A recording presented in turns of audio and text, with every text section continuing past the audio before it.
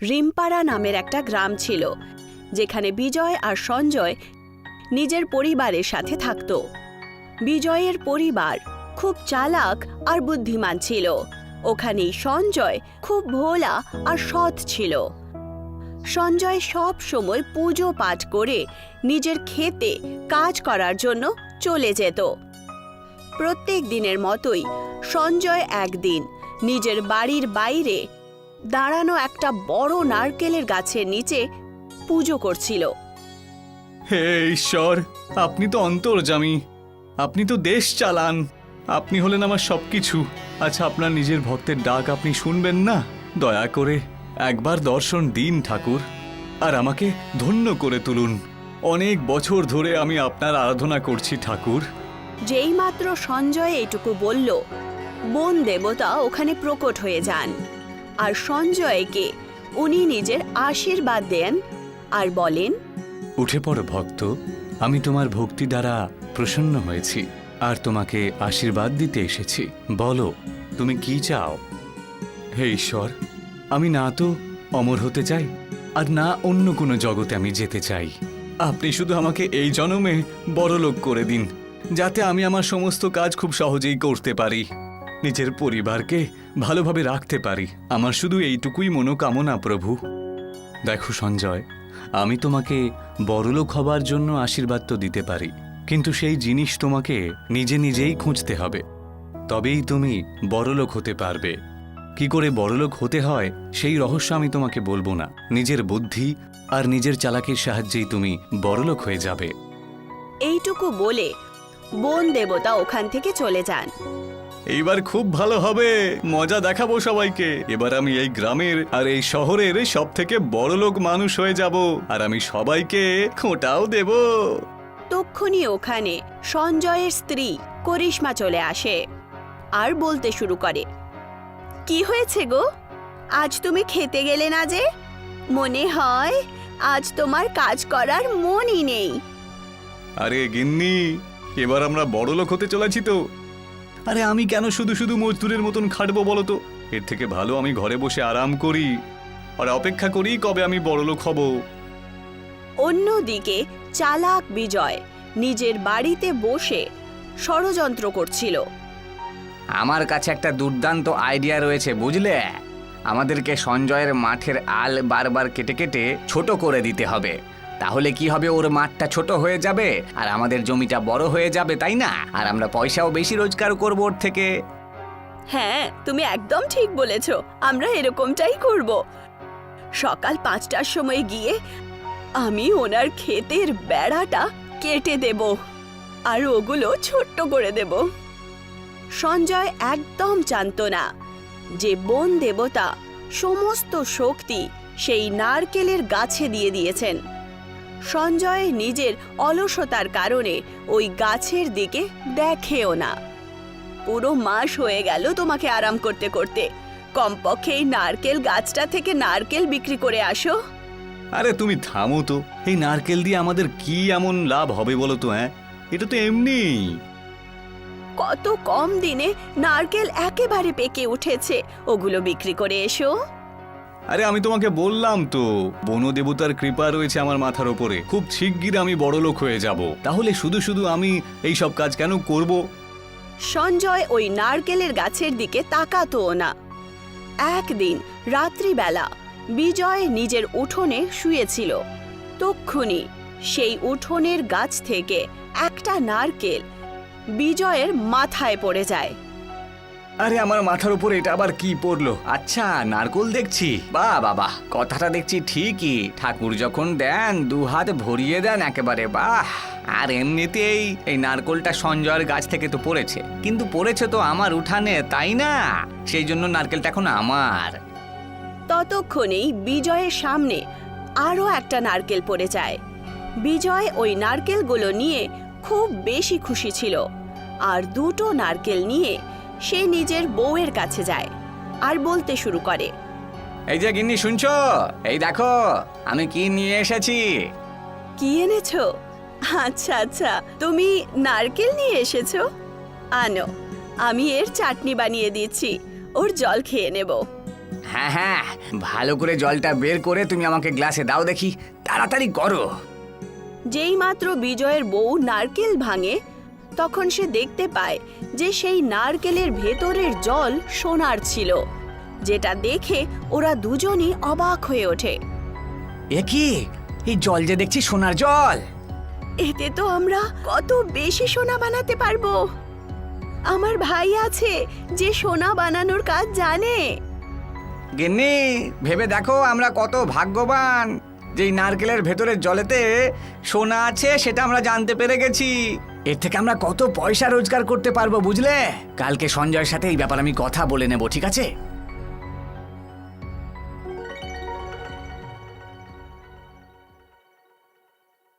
দ্বিতীয় দিন যেই মাত্র সঞ্জয় ঘুম থেকে ওঠে, বিজয় তাকে গিয়ে বলে, এই যে সঞ্জয় ভাই, তা কেমন আছো? তোমার সাথে একটু দরকারি কথা ছিল। হ্যাঁ ভাই, বলো কি হয়েছে বলো। আমি তো এখানেই আছি। আচ্ছা দাঁড়াও, আমি একটু গিন্নিকে ডেকে নিয়ে আসি। আমি এখানেই আছি, বলো না গো। সারাদিন তো তুমি বাড়িতেই বসে থাকো, সে তো ভালো কথা, কিন্তু আমি চাই যে তুমি তোমার এই নারকেল গাছ থেকে নারকেলগুলো আমাকে পাড়তে দাও, বুঝলে? আমি গাছে চড়ে নারকেলগুলোকে পেড়ে নেব আর ওইগুলোকে বাজারে বিক্রি করে দেব, আর তুমি আমার কাছ থেকে তার কিছু পয়সা নিয়ে নিও। হ্যাঁ, একদম ঠিক বললেন বিজয় দাদা, একদম ঠিক কথা। আমি তো এটাই ভাবি যে কমপক্ষে এই নারকেলগুলো বিক্রি হয় আর কিছু টাকা তো বাড়িতে আসুক। বাড়িতে বসে বসে অনেক দিন হয়ে গেছে। এতে আমি একদম রাজি আছি। তুমি নারকেল বিক্রি করে আমাকে পয়সা দিয়ে দিও। আর কি ছিল, বিজয় প্রতিদিন নারকেলের গাছে উঠতো আর নারকেল ভাঙতো। নারকেল ভাঙা মাত্রই তার মধ্যে থেকে সোনার জল বেরোতো, আর সে নিজের শালা বাবুর কাছে তা দিয়ে গয়না বানাতে শুরু করে। আস্তে আস্তে কিছুদিন কেটে যায় আর বিজয় গ্রামের সবচেয়ে ধনী ব্যক্তি হয়ে ওঠে। দেখলে তো গিন্নি, আমি বলেছিলাম না হরির কৃপা রয়েছে আমাদের ওপরে। ঠিক বলেছ তুমি। একটা কাজ করি, আমরা এখন একটা সোনার দোকান খুলে দিই, জুয়েলারি শপ। কি বলছো? এই কথাটা তো আমিও ভেবেছিলাম, তবে এতে সঞ্জয়ের সন্দেহ বেড়ে যেতে পারে। এইটা আমরা একেবারেই করতে পারি না। একদিকে বিজয় নিজের জীবন প্রচন্ড ভালোভাবে কাটাচ্ছিল, আর ওখানেই অন্যদিকে সঞ্জয় খুব বিরক্ত আর হতাশ ছিল। তখন করিশ্মা বলে ওঠে, তুমি দেখলে গো কিভাবে বিজয় দাদা এত ধনী হয়ে উঠেছে? কোনো না কোনো ব্যাপার নিশ্চয়ই আছে। আমার মনে হয় যে কিছু একটা আছে যেটা আমরা জানি না। তুমি ঠিক কথাই বলেছো। এত পয়সা কোত্থেকে এলো বলো তো? আমি তো দেখেছি ও কিছুই করে না, শুধুমাত্র নারকেল বিক্রি করে। যখন থেকে নারকেল বিক্রি করছে তখন থেকেই উনি এত ধনী হয়েছেন, আর এত ধনী হওয়া সত্ত্বেও নারকেল বিক্রি করছেন। তুমি একদম ঠিক কথাই বলেছো। যাই হয়ে যাক না কেন, ওই নারকেলের মধ্যেই কিছু আছে। আর আমাকে দেখো, আমি অলসতার কারণে বাড়িতেই বসে থেকেছি। চলো গিয়ে দেখা যাক যে এখন উনি কি করছেন। সঞ্জয় আর তার স্ত্রী করিশ্মা দুজনই চুরি করে বিজয়ের বাড়ির কাছে চলে যায়, যেখানে বিজয় নারকেল কাটছিল।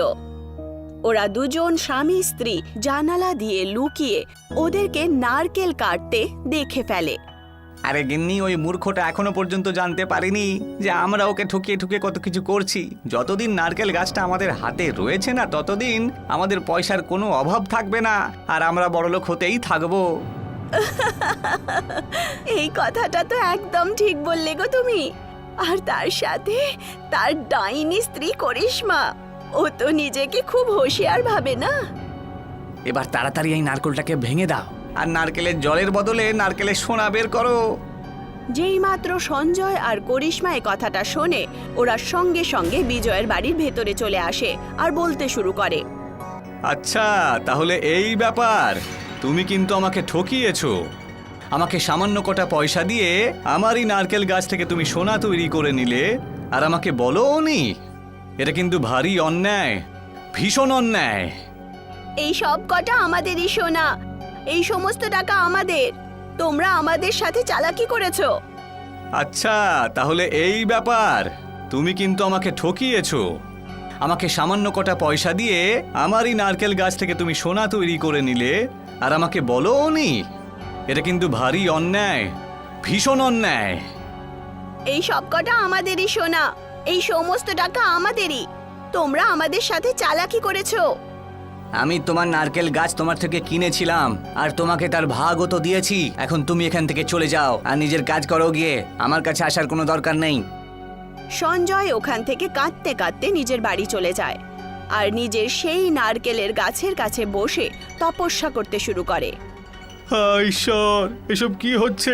পরিশ্রম একজন করছে আর ফল অন্য কেউ ভোগ করছে, এ তো ভারী অন্যায়। সঞ্জয়ের প্রার্থনা শুনে ওখানে বন দেবতা চলে আসেন আর বলতে শুরু করেন। উঠে পড়ো ভক্ত, সবার প্রথম কথা, তুমি কোনো পরিশ্রম করনি। আমি তোমাকে প্রথমেই বলেছিলাম যে বড়লোক হওয়ার পথ আমি তোমাকে বলে দেব না। আর সেই পথের ব্যাপারেই বিজয় জানতে পেরে যায় আরও পরিশ্রম করে, আর তুমি তোমার নারকেল গাছের দিকে তাকাওনি পর্যন্ত। অলসতার শিকার হয়েছিলে তুমি। আমি আমার ভুল পুরোপুরি বুঝতে পেরে গেছি প্রভু, দয়া করে আপনি আমাকে ক্ষমা করে দিন। তুমি একজন ভালো মানুষ সঞ্জয়, আর আমি বারবার তুমি ডাকলে পরে তো আসতে পারবো না। আমাকে যে অন্যান্য ভক্তদের সঙ্গেও থাকতে হবে। কিন্তু এখন ওই বিজয়ের কি হবে? ও যে আমাকে অনেক ঠকিয়েছে। তুমি ওকে নিয়ে চিন্তা করো না, ও যা করেছে তার শাস্তিও পাবেই। তবে তুমি এবার থেকে নিজের নারকেল গাছে চড়ে নারকেল পারবে, তারপর তুমি তোমার নিজের সংসার চালাবে। আর পয়সা আসার জন্য তুমি কিন্তু অলসতা করো না। আমরাও তো তাকেই সাহায্য করি যে নিজে কঠোর পরিশ্রম করে। এইটুকু বলে বন দেবতা ওখান থেকে অদৃশ্য হয়ে যান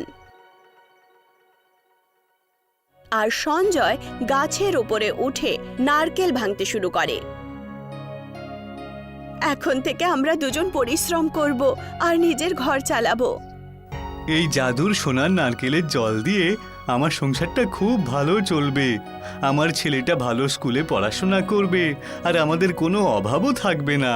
সঞ্জয় নিজেই নারকেলের গাছে চাপতো আর নারকেল ভাঙতো আর নিজের সংসার ভালো করে চালাতে শুরু করে। এই ব্যাপারে বিজয় খুব কষ্ট আর ঈর্ষা দুটোই বোধ করে আর তারপর সে একটা চালাকি করে। আজকে রাত্রে আমি যখন সঞ্জয় আর ওর বউ শুয়ে পড়বে, তখন ওর নারকেল গাছে চড়ে নারকেল পেড়ে নেব, তখন খুব মজা হবে। রাত হওয়া মাত্রই বিজয় সঞ্জয়ের নারকেলের গাছে উঠে যায় আর তার মধ্যে থেকে দুটো নারকেল ভেঙে দেয় আর সেগুলো বাড়িতে নিয়ে গিয়ে কাটে। যেই মাত্র বিজয় নারকেল কাটে, ওই নারকেলের মধ্যে থেকে কাঁকড়া বেরিয়ে আসে। আরে পালাও! আরে এসব কি হচ্ছে? আরে এই যে দেখছি বিছে, বাঁচাও! আরে গিন্নি, পালিয়ে চলো এখান থেকে। এই সব কিছু তোমার ভুলে হয়েছে। এত লোভ করা খুবই খারাপ ব্যাপার। আমি তো আগেই বলেছিলাম যে এই সব কিছু করো না গো।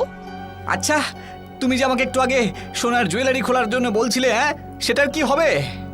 বিজয় আর তার স্ত্রী বাড়ি থেকে বাইরে আসতেই গেছিল, ততক্ষণই ওখানে সঞ্জয় চলে আসে আর সে বাইরে দিয়ে ওদের দরজা বন্ধ করে দেয় আর বলতে শুরু করে।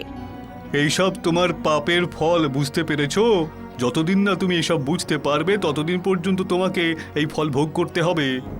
আমাদের ক্ষমা করে দাও, আমরা তোমার সমস্ত টাকা ফেরত দিতে রাজি আছি আর এখন থেকে আমরা কারোর সাথে এরকম ভুল কাজ করব না।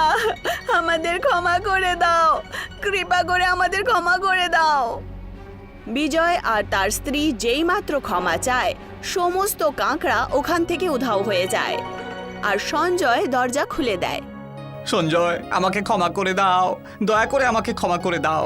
এরপর আর এমন ভুল আমি কোনোদিনও করব না। হ্যাঁ হ্যাঁ, আজ থেকে আমি তোমাকে ক্ষমা করে দিলাম। তুমি আজ থেকে পুরোপুরি মুক্ত, তাই তুমি চিন্তা করো না। সবাই খুব ভালো থাকুক আর আনন্দে থাকুক।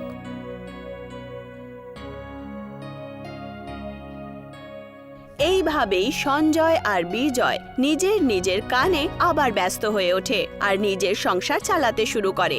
সঞ্জয় নিজের করিশ্মার সাথে খুব খুশি ছিল আর যখনই বেশি টাকা হয়ে যেত, সঞ্জয় ওগুলো নিজের গ্রামে বিতরণ করে দিত আর নিজের জীবন হাসি খুশি আর বিনা চিন্তায় কাটাতে শুরু করে।